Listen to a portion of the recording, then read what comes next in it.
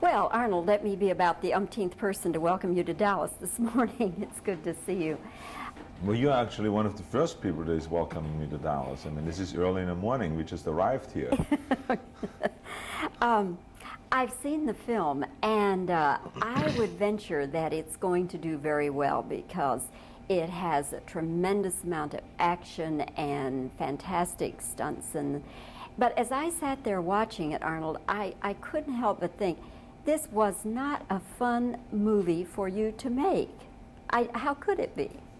The way it always works in films is that the more fun it is for the audience to watch, and the more entertaining it is for the audience to watch, the more miserable it is for us actors to go through this whole experience of filming and making the film. It was a very torturous experience in many ways because whenever you do a film in the jungle, you know already ahead of time what you're going to get into. You get into a lot of heat, humidity, very tough terrain, doing strange stunts that going over waterfalls and swimming with your gear on and climbing up trees and rappelling down from helicopters and stuff like that. So you really have to prepare yourself physically really well, and then also do a lot of the work for the acting, the rehearsals and so on. So it was not an easy shoot, and it's very dangerous when you shoot with those explosives that we have in the film and all this action, and then being attacked by those weapons that this alien creature has. And so it was not easy. You're absolutely right.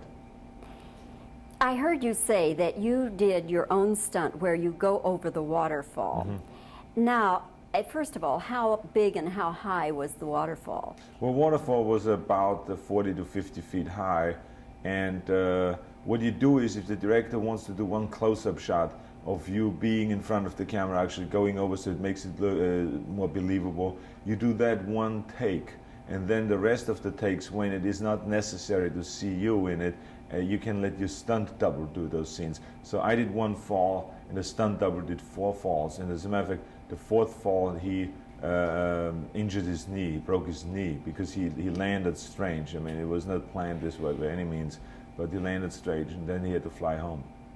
Did you have other injuries during the shoot? Well, we had the injuries like burns and stuff like that.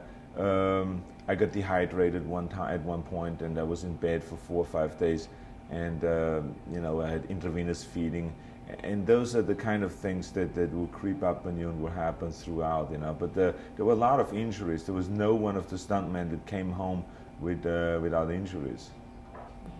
But as far as serious injuries, nothing just debilitating. No, it is sometimes you feel lucky that nothing happened to you, because the things that you do, one little mistake, and it could be, you know, fatal. I mean, you could really wipe out from it, and so you have to really be careful and concentrate and have enough rest and so on in order to do some of the things that you do. What is it that you maybe say 5, 10 years from now aspire to do? Because it seems like everything you've ever wanted to do or dreamed of doing, you have done. So 10 years from now, what do you think you'll be doing? Well, I have not done everything that I set out to do because there's a lot of different types of films that I still would like to do. I like to do, besides doing more action adventure films, I would like to do comedy, for instance. I love doing humorous things in films, and as you have seen in this film, in Predator, I try to put some humorous stuff in there, some comic relief throughout the film. Of course, it's not the kind of a film that lends itself to do a lot of fun things, but I would like to do one straight through comedy one time. I also like to get more into producing and into directing in the future. So those are the kind of things that I see in the next 5 or 10 years. This film has a lot, as I said, a lot of action, adventure, stunts. It also has a lot of violence and gore, and then turns into, by your own admission, a horror film. Now, would you take the little Kennedy Shriver kids to see this movie, like the 6 to 10-year-olds? Would you take them to see this? Well, it doesn't really matter whose kids they are. The fact of the matter is that each kid should go and listen to what their parents have to say. That's really the bottom line. I'm not out there to tell kids of any age that they go and must see this film, because I think that the parents are responsible to let the kids know if they want them to see the film. And this is why we have, after we have done a film like Predator, we give it to a rating board, and the rating board says to you, this is an R-rated movie, or this is a PG-rated movie, or whatever it may be. And so then the parents, then this is on a poster, and this is on a trailer, and so on, and in the commercials on television, and the parents then make up their own mind. Now, most kids are the way I was, and that is that when the parents said, don't do something, then I went ahead and did it. And it's just simply because the parents said, don't do it. I mean, whatever my parents said, I will always go into the opposite thing. You go through a stage like that, and then when you grow up and get to the age I'm in, you look back and you say how right my parents were. Everything they said to me and that I should do was absolutely right, you know, and sometimes you regret you haven't done the things that they've told you to do. But that's the way it is. As you looked at the film, Arnold, I'm talking about the raw footage, were there any things that you said, no, wait a minute, that's too much, that's too violent, that's too gory?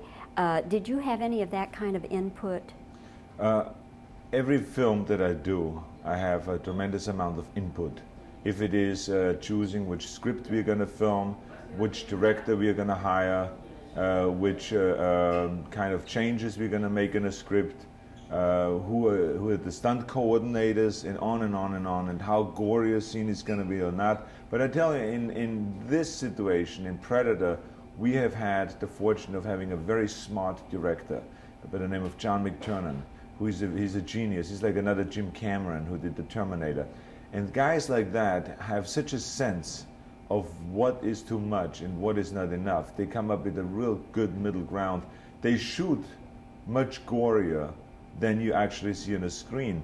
But then when it comes to the editing, they will cut most of it out, because one of the things we don't want to do in this film is to exploit violence. We show enough of what, for instance, the Predator has done to human beings in order to create and establish him as the villain, as the ultimate villain. And if we don't do something against him, he's going to do the same to us, and let the audience feel like, oh my God, you know, what is he going to do now with the rest of the guys that are in the jungle? So this is why you show the hanging bodies, skinned alive, and all those kind of things. But other than that, you don't want to really exploit the violence at all. And this guy, I think, did a great job. The special effects are absolutely marvelous. Do you know if any new ground was broken in the effects that are done?